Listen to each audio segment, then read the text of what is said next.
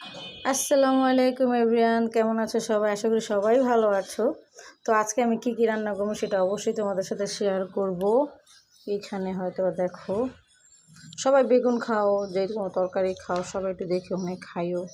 কারণ এই যে আমি একটা আনছি, তাও এটার ভিতরে এই যে পোকা পোকা দেখা যাইতেছে, এই যে নষ্ট হয়ে গেছে। এর জন্য আমি এটারে, এই যে পোকা ভাই লড়তাছে।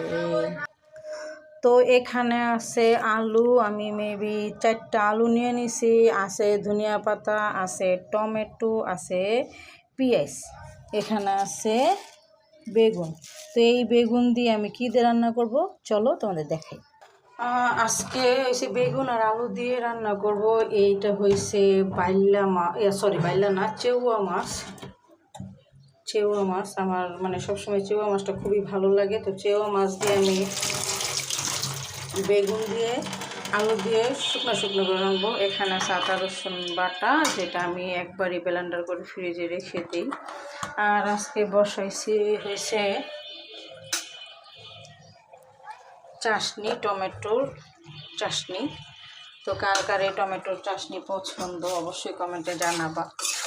আর অলরেডি আমি ভাত রান্না করে ফেলাইছি, এখন হচ্ছে এই টমেটোর চাশনি আর হয়েছে তোমার বেগুন দিয়ে আলু দিয়ে রান্না করব।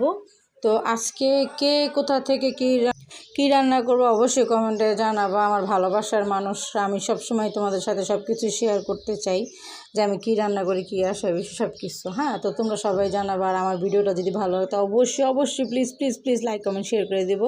সবাই ভালো থাকবা। আল্লাহ হাফিজ।